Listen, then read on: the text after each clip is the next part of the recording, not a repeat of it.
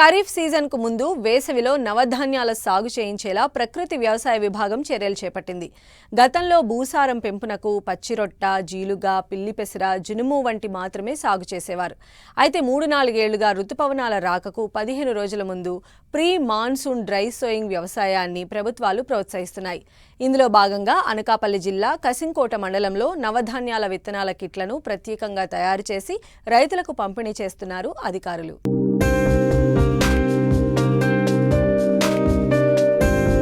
విచ్చలవిడిగా రసాయన ఎరువుల వినియోగంతో పంట భూములు నిర్జీవమవుతున్నాయి. దీంతో రైతులకు పెట్టుబడి ఖర్చులు పెరుగుతున్నా దిగుబడులు మాత్రం తగ్గుతూనే ఉన్నాయి. వ్యవసాయం గిట్టుబాటు కాక అప్పుల పాలవుతున్నారు రైతులు. ఈ నేపథ్యంలో భూమికి సహజ శక్తిని అందించి పునరుజ్జీవం కల్పించడానికి నవధాన్యాల సాగును వ్యవసాయ శాఖ ప్రోత్సహిస్తోంది. ఖరీఫ్కు ముందే విత్తనాలను నాటి నేలను సారవంతం చేయడానికి పీఎండీఎస్ సాగు విధానంతో ప్రత్యేక ప్రణాళికను రూపొందించారు. ఇందులో భాగంగానే అనకాపల్లి జిల్లా కాసింకోట మండల యూనిట్లో అవసరమైన నవధాన్యాల కిట్లను తయారు చేస్తున్నారు ప్రకృతి వ్యవసాయ విభాగం వారు. రైతుకు విత్తనాలను పంపిణీ చేస్తున్నారు. సో ఏదైతే ఈ 3 సంవత్సరాల నుంచి ఈ ప్రాజెక్ట్లో నేను వర్క్ చేయడం జరుగుతుంది. సో ఈ ప్రాజెక్ట్ సంబంధించి ముఖ్యంగా మాకు అన్ని ప్రోటోకాల్స్తో పాటు 3 to 4 years ఎవరైతే 3 నుంచి 4 సంవత్సరాలు ఈ పీఎండీఎస్ విత్తనాలు వేశారో ఆ రైతుల తాలూకు అనుభవాలంతా మేము తీసుకున్నప్పుడు రైతులు చాలా విధంగా దీన్ని స్పందించి ఇవైతే చాలా ముఖ్యమండి, ఇవన్నీ ఉండాలి అన్న దృక్పథంతో కంపల్సరిగా రైతులందరూ కూడా ముందుకొచ్చి గత 2 సంవత్సరాల నుంచి కూడా రైతులు దీనికి అడ్వాన్స్ డబ్బులు కట్టి మరి విత్తనాలు తీసుకునే పద్ధతిలో మనం రైతులందరికీ కూడా బాగా అవేర్నెస్ క్రియేట్ చేసాము. ఈ ప్రీ మాన్సూన్ డ్రై సోయింగ్ విత్తనాలకి చాలా డిమాండ్ ఉందండి రైతుల్లో. తర్వాత ముఖ్యంగా ఈ విత్తనాలు కూడా ఎక్కడి నుంచో మనం తీసుకురాము, ఆ యూనిట్ పరిధిలోను, ఆ వివో పరిధిలోను, ఆ మండల పరిధిలో ఎవరైతే మన క్యాడర్ ఉన్నారో ఆ క్యాడర్ విత్తనాలు కడుతున్నారు. ఇలా చేసి 30 రకాల విత్తనాలు 9 జాతులు సుమారుగా సమకూర్చి రైతులకి ఎకరాకి 12 కేజీల చొప్పున మనం ఈ తొలకరికి ముందుగా మనం ఇవ్వడం జరుగుతుంది. ఇలాగే ఈ 12 రకాలు కూడా ఏవైతే ఈ 12 కేజీలు కూడా ఎకరానికి వేసుకోవడం వల్ల రైతులకి ముఖ్యంగా వాళ్ళు అనుకున్నటువంటి ఆదాయం కూడా దీని నుంచి, ఇంతకుముందు పీఎండీఎస్ అంటే ఏదో పచ్చిరొట్ట ఎరువు కింద భావించేవారు, అది కాదండి. ముఖ్యంగా వాళ్ళకి కొంత ఆదాయం అనేది ఈ షార్ట్ డ్యూరేషన్ క్రాప్స్, అందులో పెసలు, మినుము, పప్పు జాతులు, కూరగాయలు ఇవన్నీ రావడం, ఆకుకూరలు మెయిన్గా రైతులకి 30 నుంచి 40 రోజుల్లో వచ్చేస్తుంది.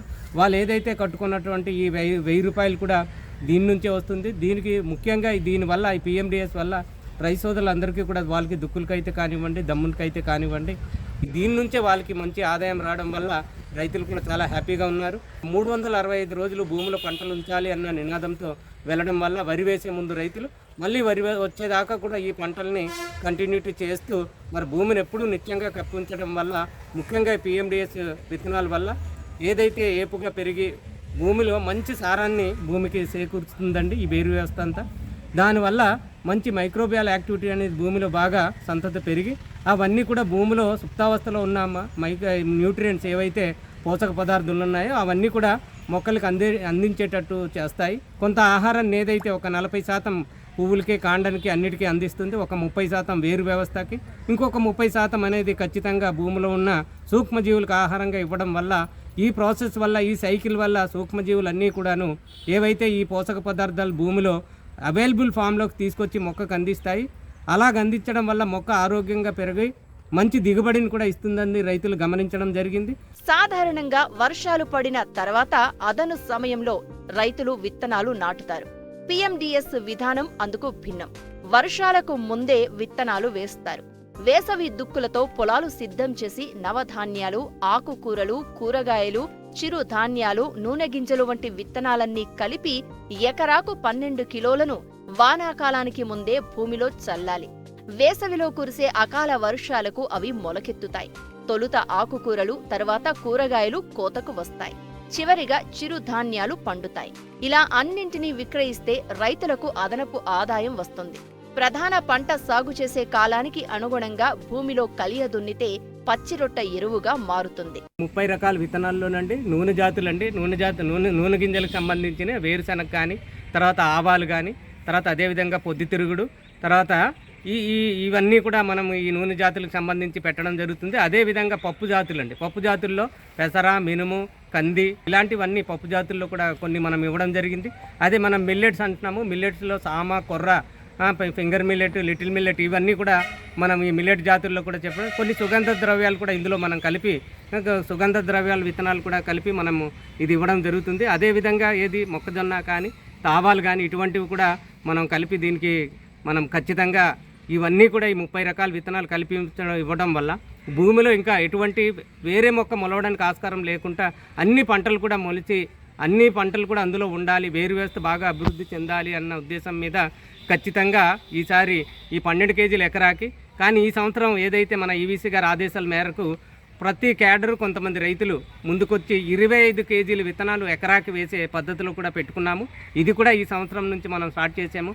ఖచ్చితంగా ఏదైతే క్యాడర్ కానీ రైతులు కానీ దీని మీద మంచి ఉత్సాహంతో ఉన్నారు. ఈ గ్రామాలు ఏవైతే మన 165 పంచాయతీలు, ప్రతి మండలానికి 5 నుంచి 10 పంచాయతీలు తీసుకొని మనం ఖచ్చితంగా ఈ పంచాయతీల్లో ఉన్న రైతు సోదరులందరూ కూడా మనం చేయాలి అన్న ఉద్దేశం మీద ఈ 165 గ్రామ పంచాయతీలు 261 యూనిట్లు మనం తీసుకోవడం జరిగింది. ఇన్ని యూనిట్లు ప్రతి ఒక్కరికి కూడా ఈ చైతన్యం చేయాలి అన్నట్లయితే దానికి సంబంధించి సుమారుగా 368 మంది స్టాఫ్ కూడా మనకు కార్యకర్తలు కూడా ఏపీసీఎన్ఎఫ్ సిబ్బంది కూడా ఉన్నారు. వాళ్ళు కూడా ఖచ్చితంగా మరి ఉత్సాహంగా పనిచేస్తూ ప్రతి ఒక్కరికి కూడా వాళ్ళ కుటుంబాలకి, వాళ్ళ బంధువులకి అందరికీ కూడా వాళ్ళు మంచి ఉత్పత్తులను అందించడానికి ప్రతి ఒక్కరు కూడా కంకణం కట్టారండి. ప్రతి మండలం నుంచి ఒక అగ్రిగేటర్, అంటే ఈ వ్యవసాయ ఉత్పత్తుల్ని సేకరించి అమ్మేటటువంటి అగ్రిగేటర్ని కూడా ప్రతి మండలం నుంచి ఒకరిద్దరిని మనం గుర్తించి వాళ్ళని కూడా రేపు 3 రోజులు మన ఎస్పీఎంఈ లెవెల్లో ట్రైనింగ్ ఇవ్వడానికి అనేసి రేపు వాళ్ళు వెళ్తున్నారండి. వాళ్ళు కూడా ఇక నుంచి ముందుకు ఖచ్చితంగా ఈ ఉత్పత్తులన్నీ వాళ్ళ ఆన్లైన్లో కూడా చాలా రకాలుగా చేస్తున్నారు. నవధాన్యాల విత్తనాలు భూమిలో నాటిన 45 నుంచి నేలలో కలియ దున్నుతారు.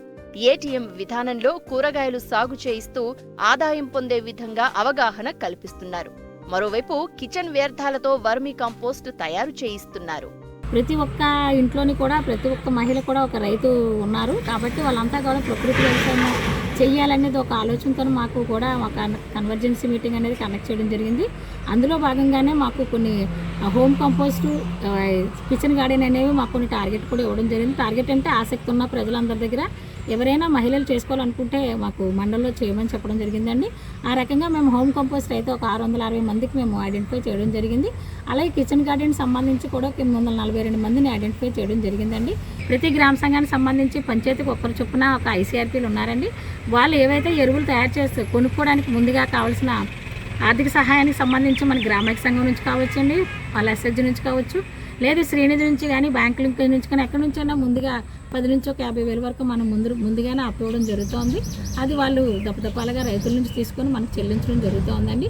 ఈ రకంగా ముందుగా రైతులకు కావాల్సిన 30 రకాల విత్తనాలు వాళ్ళు కొని గ్రామాల్లోనే రైతు సోదరులందరికీ ఇవ్వడం జరుగుతుందండి.